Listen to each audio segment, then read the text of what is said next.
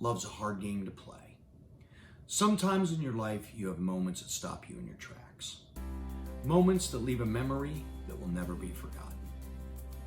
One of those moments for me was when I was working with the incredible Stevie Nicks on a song for her greatest hits album, Time Space. I found it difficult at times to write for other artists and to put myself in their shoes, so to speak.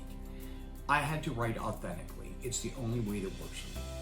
Afterwards, if I felt the song was a good fit for someone, I would allow someone else to record it. It was rare that this happened, as it had to be just the right situation for me to hand over a song. It was an honor to have Stevie not only record my song, but allow me to produce it as well. I was excited. The album was Stevie's greatest hits collection and included 2 new tracks, one of those written by John Bon Jovi and the one that I collaborated with her on, entitled Love's a Hard Game to Play. And the liner notes of her album, Stevie wrote, "This song was just brought to me barely 2 weeks ago by the most extraordinary young man. One of these men who has everything: beauty, sensitivity, warmth, and a love for life that I've not seen in a long time. I recorded his song, singing it for him to the best of my ability, hoping that the people would love the song as much as we love doing it. A new friend in this business who asked for nothing but for me to be happy is a very rare thing. I hope he will remain my friend for a long time, because finding someone like him seldom happens in one's lifetime. But when it does, there is nothing like it. He was happy because I believed in him, and he has brought something back to me that I thought I had lost: my laughter." A part of the lyrics says, "Wake up, my sweet child, there's something I've got to say to you tonight. It's time you took a look at me, because there's so much more to me than meets the eye." The night before we went into the studio, I picked Stevie up myself and drove us to dinner. I'd flown in from Calgary to do this song, returning after we had just finished our show at the Saddle Dome and had to be back for the Vancouver and Toronto shows in a couple days. This night was one I would always remember. We drove together on the Sunset Strip and ate at a restaurant called La Dome. We sat, drank, talked, and laughed.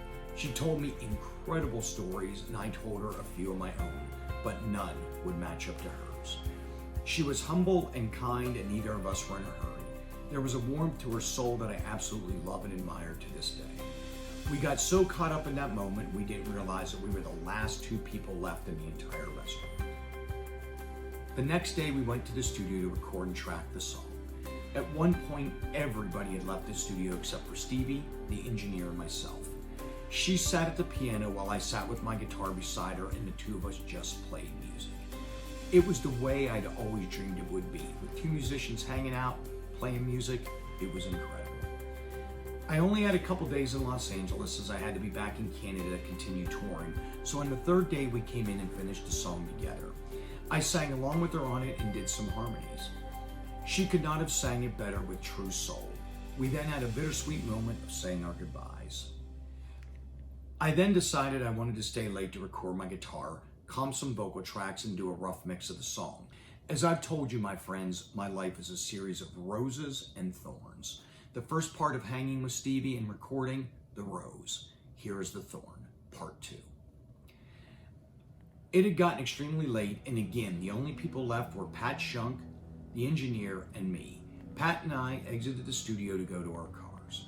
Hollywood was eerily quiet, and Pat and I stopped to talk about the song for a moment. Over his shoulder, I noticed a person rummaging through my '63 Corvette. I could see their shadow moving around it. Now, I had left the top down, and it was so late the security guard had left the parking lot. My empathic spidey senses once again went instantly to 10.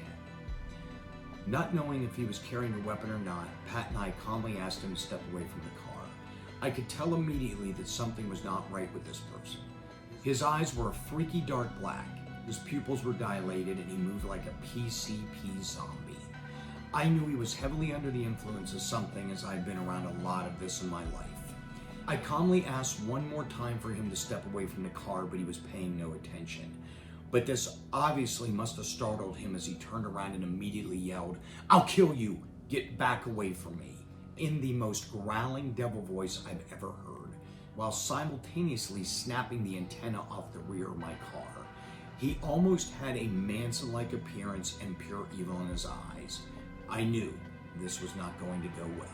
I had bought that 63 Vet in Pittsburgh. It meant a lot to me. I had worked hard to restore it. It was like family to me. He said a second time, "Get away from me, I will kill you." Staring me down, he moved aggressively towards Pat and me in a fit of rage, swinging his fists. I tried calmly but defensively to offer him money. Needless to say, it did not work, and I was not about to be a victim again. And this person was not about to ruin my Stevie Nicks moment. I had tried to calm the situation, but there was no luck. So I took matters into my own hands, because no amount of shit in his system was going to beat the amount of adrenaline coursing through my veins at that moment. Remember, all my life, all I wanted to be was a badass good guy, and it was about to go down. And it did. As I have mentioned, my life changes in a matter of moments. No good deed in my life ever goes unrewarded or unpunished. Roses and thorns is truly the roller coaster ride of my life, I thought as I watched that stranger stagger off into the night. Here I was, recording with one of my all-time favorite artists and now friends. But I assure you, he did not ruin my Stevie Nicks moment. And as I gathered my thoughts, it all hit me that sometimes you are just forced to do what you don't want to do, but you gotta do.